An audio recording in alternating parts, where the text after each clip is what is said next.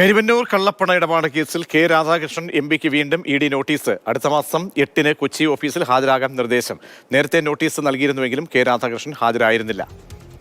രാഗിൻ നൽകും വിവരങ്ങൾ. രാഗിൻ, നേരത്തെ നോട്ടീസിന് ഹാജരാകുന്നില്ല എന്നൊരു നിലപാടാണ് സ്വീകരിച്ചത്. ഇപ്പോൾ വീണ്ടും നോട്ടീസ് അയച്ചിരിക്കുന്നു. എന്ന് ഹാജരാകാനാണ് പറയുന്നത്?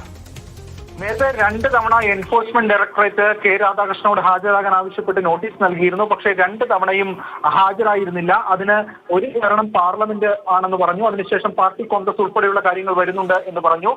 അതിനുശേഷം ഇ ഡി ആ സാവകാശം അനുവദിക്കുകയാണ് ഉണ്ടായത്. തുടർന്നാണ് ഇപ്പോൾ 8-ാം തീയതി ഹാജരാകാൻ ആവശ്യപ്പെട്ടുകൊണ്ട് എൻഫോഴ്സ്മെന്റ് ഡയറക്ടറേറ്റ് കെ രാധാകൃഷ്ണൻ എംപിക്ക് നോട്ടീസ് അയച്ചിരിക്കുന്നത്. എന്തായാലും ഇതിൽ ഏറ്റവും പ്രധാനപ്പെട്ട കാര്യം എന്ന് പറയുന്നത് രാധാകൃഷ്ണൻ എം പി പ്രതികരണം പരസ്യമായിട്ടൊന്നും നൽകുന്നില്ല. ഇതുമായി ബന്ധപ്പെട്ടപ്പോൾ ഇനിയിപ്പോൾ ഹാജരാകുന്ന കാര്യത്തിൽ എന്തെങ്കിലും നിലപാടുണ്ടോ? പറഞ്ഞ തീയതിക്ക് ഹാജരാകാൻ സാധ്യതയുണ്ടോ?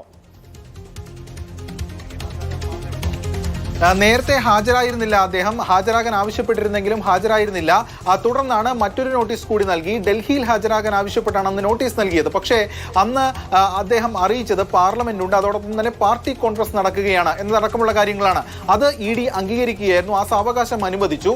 അങ്ങനെ അനുവദിച്ച ശേഷമാണ് ഇപ്പോൾ ഏപ്രിൽ 8-ാം തീയതി കൊച്ചി ഓഫീസിൽ കെ രാധാകൃഷ്ണനോട് ഹാജരാകാൻ എൻഫോഴ്സ്മെന്റ് ഡയറക്ടറേറ്റ് ആവശ്യപ്പെട്ടിരിക്കുന്നത്.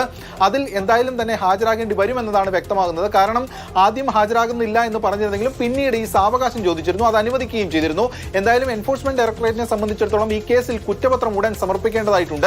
മാർച്ച് 31-നകം കുറ്റപത്രം നൽകാം ഈ കരുവന്നൂർ കള്ളപ്പണ ഇടപാട് കേസിൽ എന്നാണ് ഇ ഡി കരുതിയിരുന്നത്. പക്ഷേ ഇത് നീണ്ടുപോയത് കൊണ്ടാണ് അല്പം കാലതാമസം ഉണ്ടായിരിക്കുന്നത്. എന്തായാലും ഏപ്രിൽ 15-നുള്ളിൽ തന്നെ കരുവന്നൂർ കള്ളപ്പണ ഇടപാട് കേസിൽ 2-ാം ഘട്ട കുറ്റപത്രം നൽകാനാണ് നീക്കം. നേരത്തെ ഈ ഉന്നത നേതാക്കളിലേക്കടക്കം ഇ ഡി അന്വേഷണം പോയിരുന്നു. AC മൊയ്തീൻ, MM വർഗീസ് തുടങ്ങിയ CPM നേതാക്കളടക്കം ഈ കേസുമായി ബന്ധപ്പെട്ട് പ്രതികളായി വരും എന്നാണ് ഇപ്പോൾ കരുതുന്നത്. അതിന്റെ കൂടി അടിസ്ഥാനത്തിലാണ് അന്ന് ജില്ലാ സെക്രട്ടറി ആയിരുന്നു കെ രാധാകൃഷ്ണൻ.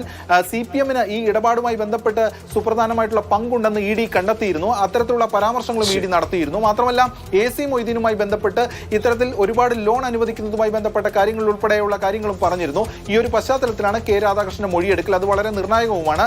അങ്ങനെ മൊഴി രേഖപ്പെടുത്തിയ ശേഷം ഉടൻ കുറ്റപത്രം നൽകാനാണ് എൻഫോഴ്സ്മെന്റ് ഡയറക്ടറേറ്റിന്റെ നീക്കം.